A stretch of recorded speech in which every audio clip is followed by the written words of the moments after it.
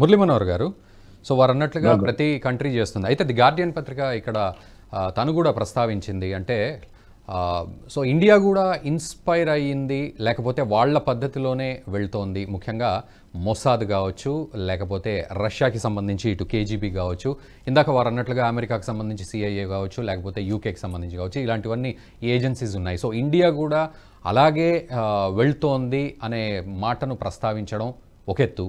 మరోవైపు ఇటు internal security విషయంలో కానీ, లేకపోతే ఈ టెరిటోరియల్ బౌండరీస్ విషయంలో కానీ ఎక్కడా భారత్ కాంప్రమైజ్ అవ్వదు అనే విషయం అటు పాకిస్తాన్కి కూడా అర్థమైందని రాజ్నాథ్ సింగ్ చెప్పడం. సో ఓవరాల్గా ఎలా తీసుకోవాలి, ఎలా విశ్లేషించుకోవాలి?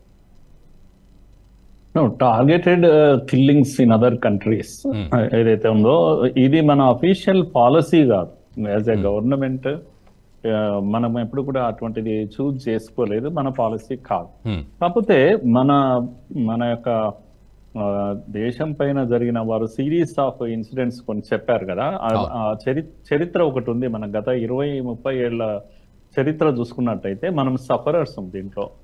అంటే నిశ్శబ్దంగా బాధను అనుభవిస్తూ మొన్న ఈ రోజు బాంబేలో పేలుతుంది, రేపు హైదరాబాద్ లో పేలుతుంది బాంబు. ఇలాంటివన్నీ కూడా కామన్ థింగ్స్ అయిపోయినాయి.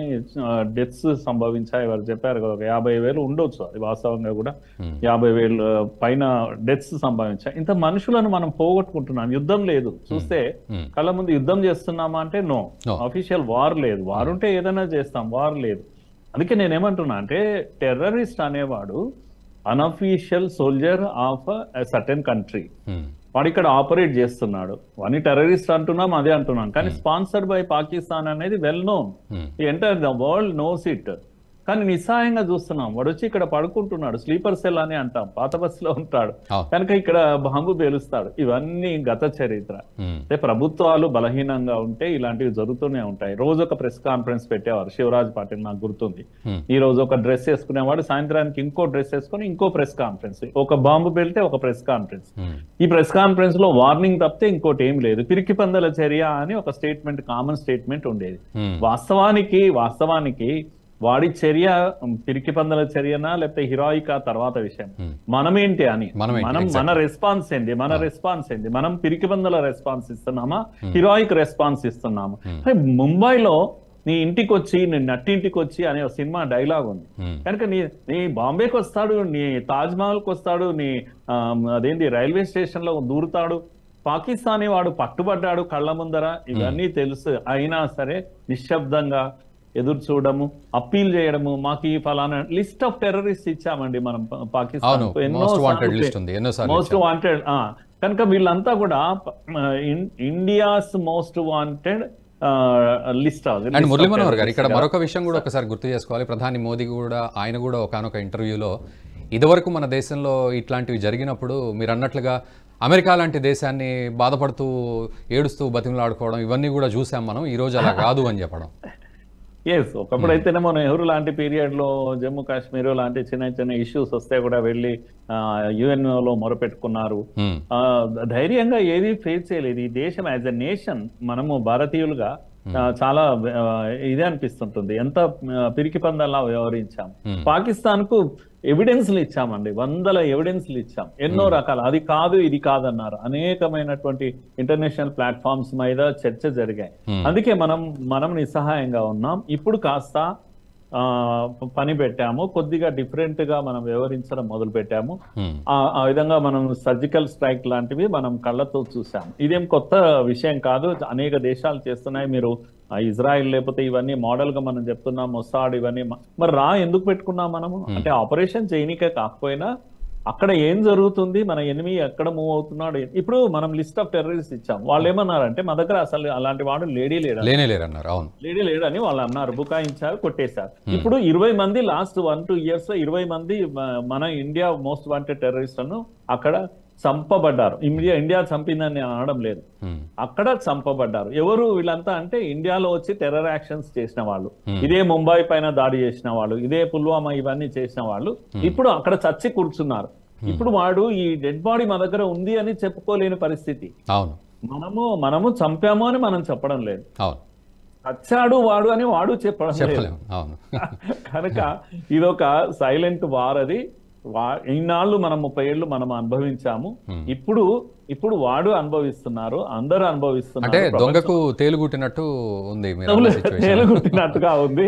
అందుకే ఇదే చాలా బాగుంది. అందుకే మోడీ అన్నాడు కనుక, రాజ్నాథ్ సింగ్ అన్నాడు కనుక, ఏదైతే నయా భారత్ హే హమ్ ఘర్ మే ఘుస్కే మారేంగే ఇదైతే ఉందో ఇది ప్రజలను ఆలోచింపజేస్తుంది. అందుకే వెంటనే ఎనిమీస్ అంతా ఏం చేస్తారంటే, చూసారా వీళ్ళు యుద్ధం చేస్తున్నారు, అక్రమంగా చంపుతున్నారు, వీళ్ళు అక్రమం ఏముంది సక్రమం ఏముంది అండి ఈ మాట అన్నందుకు మళ్ళీ వెంటనే మన వాళ్ళే వెంటనే ఏం చేస్తారంటే, no it is not our policy, మేము ఎవరు కూడా ఫారిన్ ల్యాండ్ పైన వెళ్ళి మేము ఆపరేషన్ చేయము అని మళ్ళా చెప్తారు. రాజ్నాథ్ సింగ్ కూడా గర్మే గుస్కే అంటారు, కానీ పాలసీ వచ్చినప్పుడు no it is not our policy అంటారు. Even external affairs minister Jaishankar garu కూడా ఒకనొక సందర్భంలో ఉన్నారు.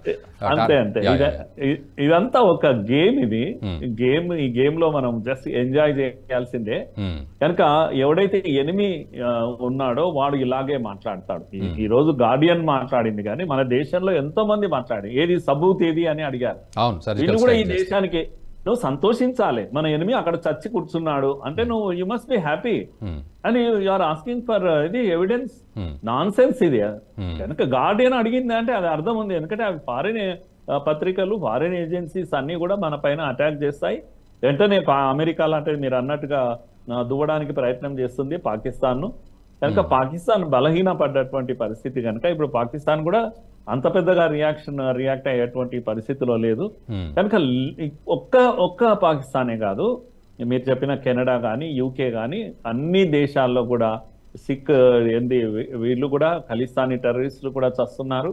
ఇక్కడ ఇస్లామిక్ లష్కరే తోయిబా ఈ టెర్రరిస్టులు చస్తా ఉన్నారు, చనిపోతా ఉన్నారు. చంపుతున్నామని మనం అనడం లేదు, కానీ మన ఎనిమీస్ ఆయా దేశాల్లో ఏమంటాం అన్నోన్ పర్సన్ చేతిలో చనిపోతున్నారు. అయితే మురళీ మనోహర్ గారు, ఇక్కడ ఒక విషయం ఉంది. ఇప్పుడు ది గార్డియన్ పత్రిక ఈ మాటలన్నీ చెప్తోంది కదా, చాలా విషయాలు నేను కూడా చదివాను, చాలా విషయాలు చెప్తోంది. అంటే ఎక్కడ ఎవరు చంపబడ్డా, అన్నోన్ పర్సన్ చేతిలో చంపబడ్డా దానికి రా ఏజెన్సీ సంబంధాలు ఉన్నాయి. తర్వాత దుబాయ్లో స్లీపర్ సెల్స్ ఉన్నాయి, యూఏఈలో స్లీపర్ సెల్స్ ఉన్నాయి ఇండియాకి సంబంధించి, ఇవన్నీ చెప్తున్నారు. మరి ఇదంతా ఊటంకించడం ఒక ఎత్తు అయితే, మరి నిజానికి మోస్ట్ వాంటెడ్ క్రిమినల్స్ టెర్రరిస్టుల లిస్టు పాకిస్తాన్ చేతిలో ఇండియా పెట్టినప్పుడు మరి ఏ సందర్భంలో కూడా ఈ పత్రిక ప్రస్తావించదు.